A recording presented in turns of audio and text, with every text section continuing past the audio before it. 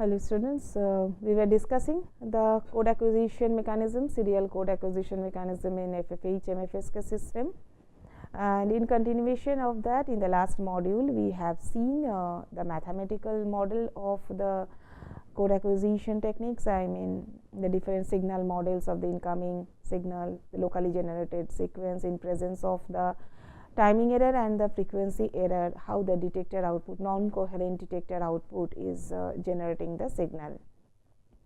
Today we will try to see the acquisition, how the detection probability is coming out in this system, and also we will focus in calculating the acquisition time and the mean time of this acquisition and the variance of the acquisition we will calculate today. And also we would like to see some graphical representation of this mean acquisition time based on the number of the code chips used for this kind of acquisition. So detection probability will be our first importance and first target to calculate in this module. We will start and remember the last block diagram that we have discussed in last two modules, and where actually we have designed, we have mostly explained all the terms like this II and QI, IT, I and Q terms. These I and Q are the signals that are coming on the ith path of the detector and the qth path of the detector. We will start with the consideration that when the signal is not present, we define the variable y, which is nothing but the sum of all the I is equal to 1 to n number of the hops and summation of all that, and I square plus q square. We are discussing the fast frequency hopping system. So within the symbol duration we have capital A number of the hops, and we understand that small I is now denoting the number of the hops within the symbol duration. So y is a variable who is defining the I square plus q square and summation over all that. Remember, basically this capital Y is nothing but the output of the detector. We have added up the ith signal with the qth signal, right? I hope you remember. So when this addition is going on, the added output is we have mentioned as capital Y, and basically it can be considered also as capital Xi square, where I is varying from I to n. This II and Qi, they are the, for the ith hop, they are the ith component and qth component, as I told. And whenever I am talking about one symbol duration, basically within one modulation tone per period actually this hopping is going on, and this Xi represents either II or Qi, any one if I try to look. That is why the summation vein for I is equal to 1 to 2n. Now with respect to this, the probability, we try to see the probability density function of this added output, IQ added output, then it will be written like this, it will be obtained like this. And if I now change the variable by substituting this y by 2 sigma square adds z, then the whole expression will be shifted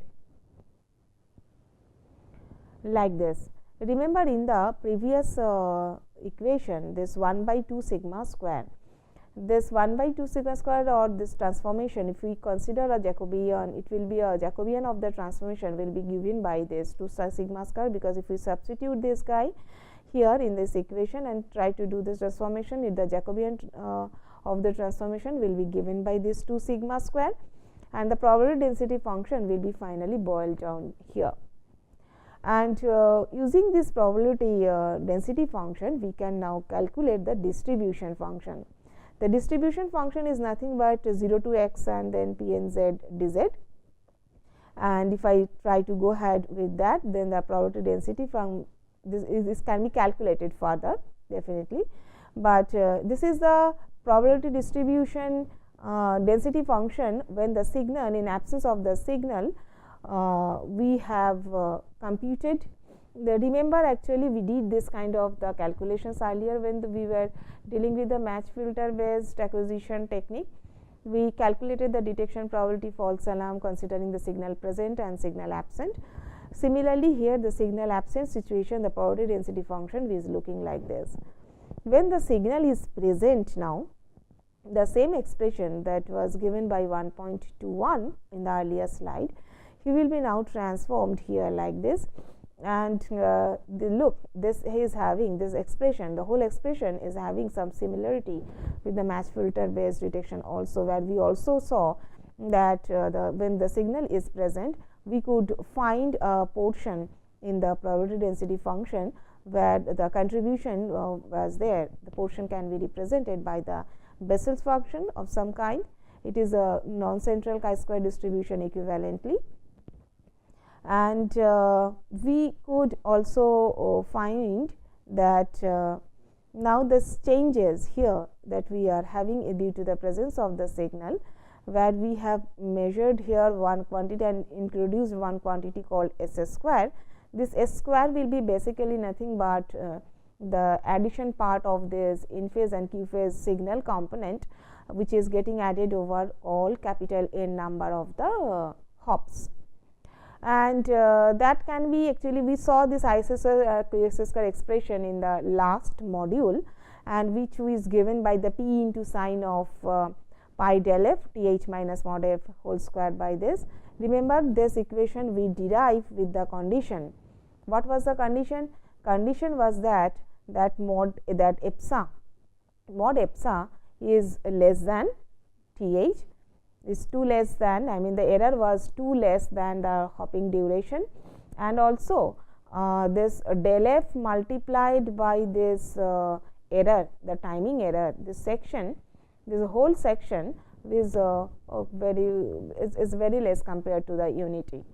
So, close to the, it is very less. I mean, we also consider, hence this del f into th is also less than unity, and we consider that this epsa is 2 less than the th, and then actually we derived up to this expression.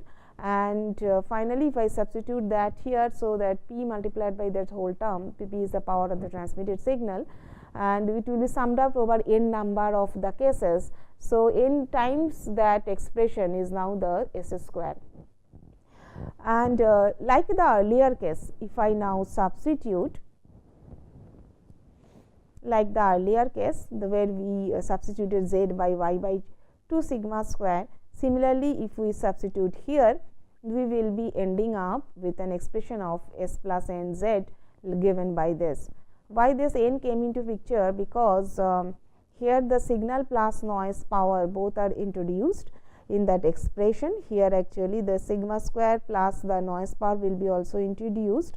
Sigma square actually is a contribution from the AWGN noise, and this is the guy from the signal power contributing the signal power, and we will be substituting that expression in terms of the gamma. Gamma will be the signal to noise ratio, and this gamma, substitution of this gamma is done like this, where this you understand that p into n multiplied by this whole section is the signal power contribution coming from the signal power, and divided by the noise spectral density, one sided noise spectral density. Here we have multiplied the guy with this whole signal power. We are interested over the duration of our observation, that is equal to the hop duration. So, the total power, signal power is multiplied with th.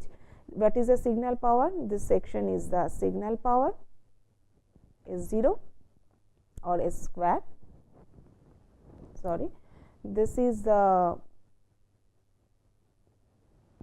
signal section, s square, and this is the single sided noise power spectral density. th, we are interested about the signal power over the duration of our interval, observation interval, which is the hopping time th. So, it is multiplied with the th, and then L is coming as an additive factor. L is we understood when we were expressing the terms and realizing all the equation of the match filter, that the tone, the modulation tone, it is also, the signal is also modulated. So, because of that, whenever the signal is passing the front end filters, there will be attenuation of that amplitude section, and there will be also the power loss associated with the miscellaneous activities going inside the filtering, quantization, and some other losses are accommodated. To add all those losses, to incorporate all those losses, we have introduced the factor L, by which the signal power will be diminished. So, it is the factor less than 1, by means of which we will be correspondingly decrease the signal power, and this is the total noise power. So, hence your gamma is a function of all this. Okay. Now, when the timing is more than 1 hop in error, the condition that now we are talking about is the mod epsa. If it is greater than time hopping, the signal is absent for suppose in that situation, and there is a false alarm occur.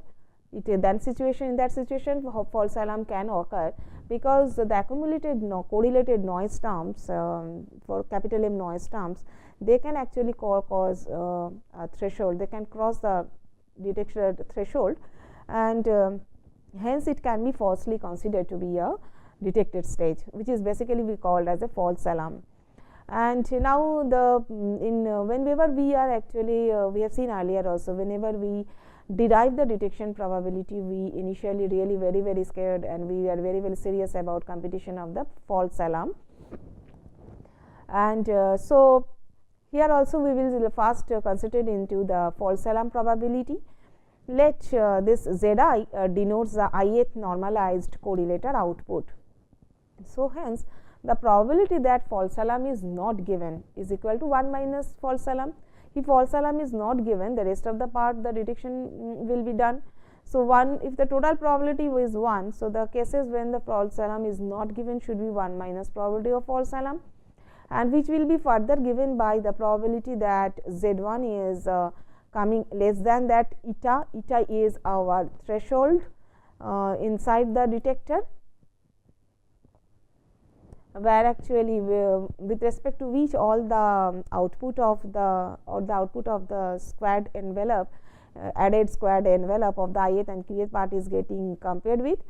And so hence we consider that the correlator output, this Z is all the instances from 1 to small m, if all of them are less than eta.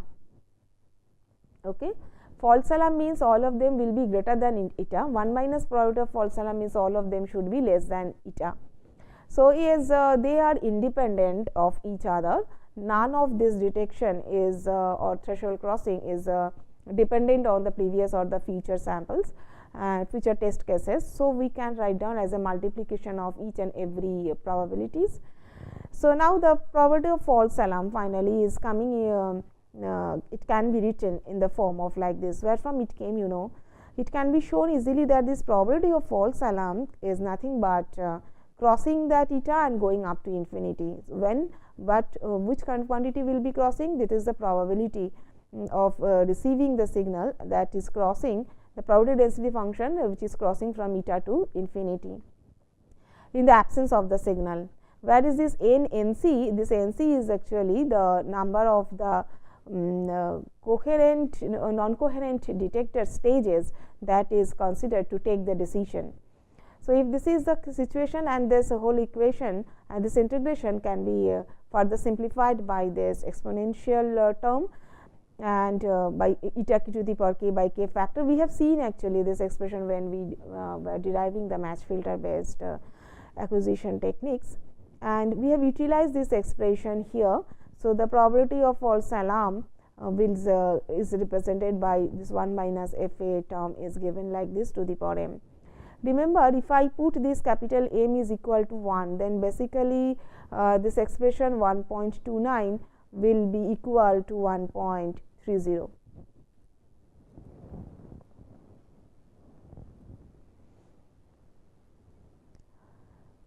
Now, the probability of the detection will occur when the correlator with the signal exceeds the threshold, and all other noise than the noise only or correlator outputs. And we consider this by writing by expressing the term by equation 1.31, and see that in such situation if the situations are Z2 is one instant, so Z2 will be less than Z1, Z3 is less than Z1 to Zm to Z1, and Z1 is definitely greater than eta. And so all the cases or the correlator variable outputs then are coming statistically independent. So we again actually they can be equivalently written as the product term, and hence it can be raised to the power of m minus 1. So this expression can be further written as the probability that each of them of coming with the consideration that the Z2 is less than Z1. So Z is the output of the correlator again as shown in the last slide, and with the probability should be multiplied with what is the probability of that the signal, I mean signal density probability in the presence of the signal, that whatever the density probability density function we have derived. And where the distribution function of the noise will be given like this, that we have seen in the last slide. So finally, where are we ending up is the density function of the signal given by this guy, whereas actually gamma we saw that gamma can be written as this. The detection probability will be finally written by this big expression.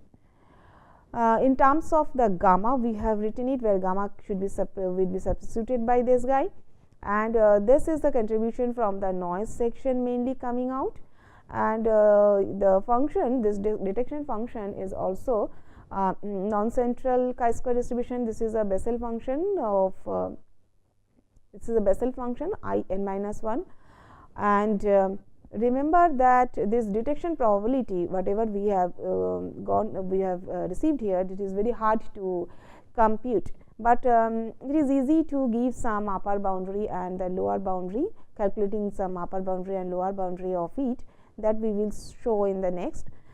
So the detection probability that is given by equation 1.34, that can be having, that can have a lower boundary of like this.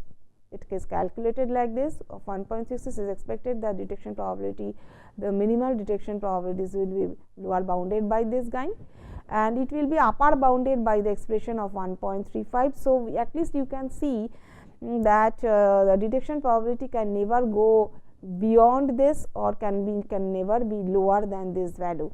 So lower than this guy and upper by this guy is not possible.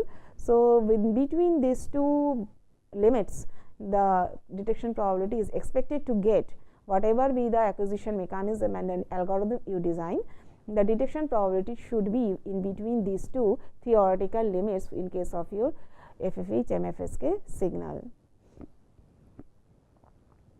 Now this is the time to look into the computation of the active search time, and what will be the mean time of acquisition and mean time of and the variance of it, and we will take an example and try to see what the impact of it. This acquisition time for both the slow frequency hopping as well as the fast frequency hopping only differs in the terms of this tau dash d. This tau dash d will be given in the different form, but otherwise for both the cases SFH MFSK and FFH MFSK, the mean time equation will be same. Now remember this mean acquisition time is a function of few stops, where the detection probability plays important role, that we have computed in the last. Probability of false alarm is playing a role, that also we have seen this expression.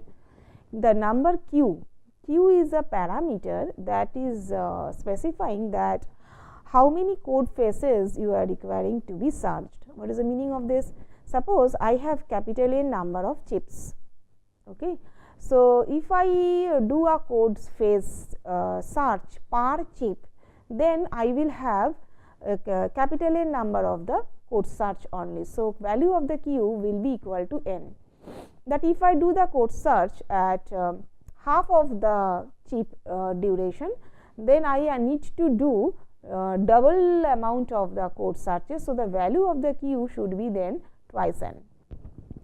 So if you do 4 times a search per chip, then the value of q will be 4 n, like that it is.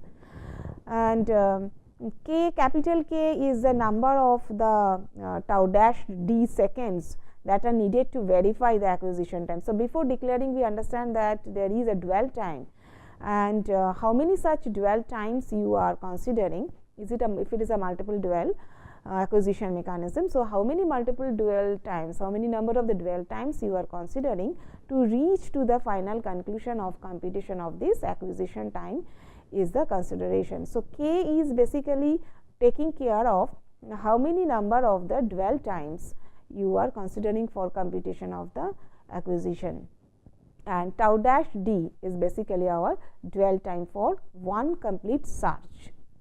Okay. And now as I told that for SFH to FFH only the difference is that there is a different expression for this tau dash d or the dwell time, and this tau dash d will be given as capital N times the th for FFH MFSK signal, whereas the th is equal to symbol time we understand for the slow frequency hopping, and so it will be given by capital N into Ts in the case of our tau dash d.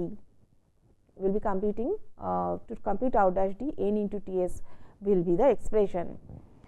And actually this from the false alarm, if you try to really increase the to detection from the false alarm, it is not advisable also that you declare the acquisition within one dwell time, observing the intervals over only one dwell time observation. You do not declare it, you please repeat it over the multiple dwell times. If we keep on repeating over multiple dwell times to verify a true detection is done or not over the false, then you can minimize actually the false alarm from the detection techniques.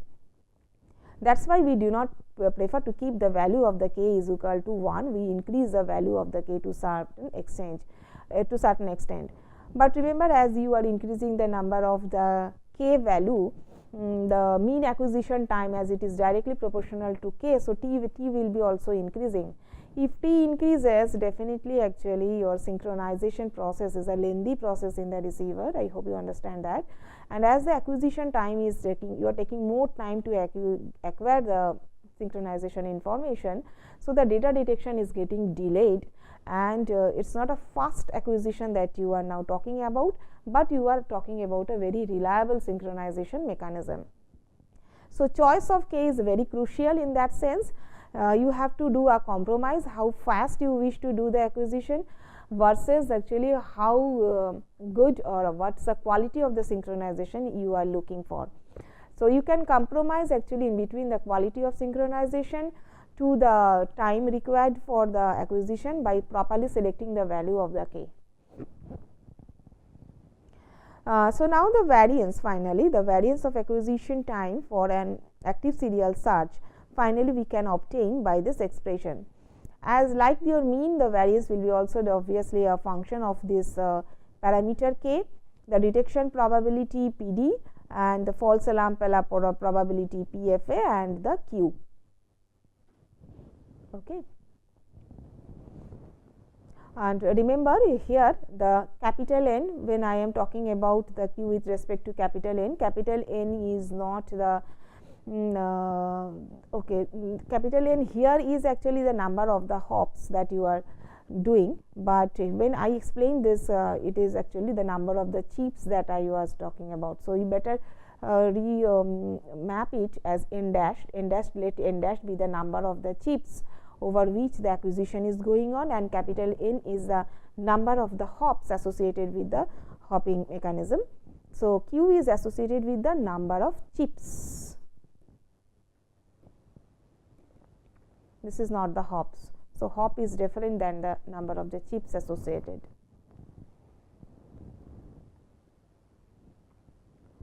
So, let us take an example to get an idea how the acquisition time of an FFH MFSK signal is related to this number of the chips, and this expression can be actually rerun with a fast frequency hopping mechanism also.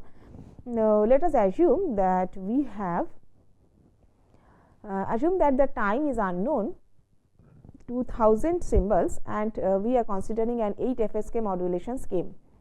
Let k is equal to 3.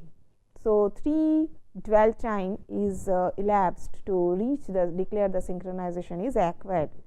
We are considering the false alarm probability will be 10 to the power minus 4 or minus 5, minus 6, minus 7. So, for different level of the false alarm probability, let us actually recalculate the acquisition time, and let gamma is equal to 1, which is equal to 0 dB consideration. So, problem formulation is such that we have unknown 1000 symbols, 8 FSK modulation is going on, value of k is equal to 3, we understand the probability of the false alarm, and gamma value is equal to 1. Now, you define the mean acquisition time, okay. And we have in this case as a function of the n we will find out, and the number of the modulation symbols that are combined, the function of n, and n here is the number of the modulation symbols that are combined per hop. And it can be seen that for each assumed value of this false alarm probability, there is a typical value of the number of the symbols per hop, which minimizes this acquisition time. For example, let us start with probability of the false alarm, the optimum value of the n, we will be seeing something. Let us see where are we.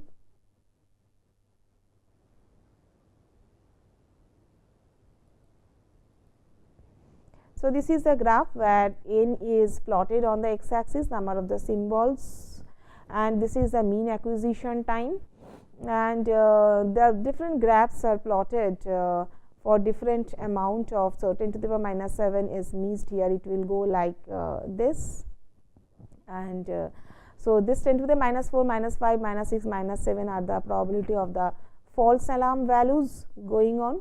So, when you are increasing, I mean probability of false alarm is 10 to the power minus 4 to 10 to the power minus 5 to 10 to the power minus 7. Actually, remember that with the number of the acquisition, the number of the symbols that are taken for giving a mean acquisition time, they are different. Now, we are actually here with a value of approximately 190 if the probability of false alarm is approximately 10 to the power minus 9, 10 to the power minus 4, we need at least actually 190 number of symbols to declare the minimum value of the acquisition time. So, y axis will give you the number of the what is the acquisition time with a typical probability of false alarm, and this x axis is giving you how many number of the symbols you are minimally required to avail that mean acquisition time.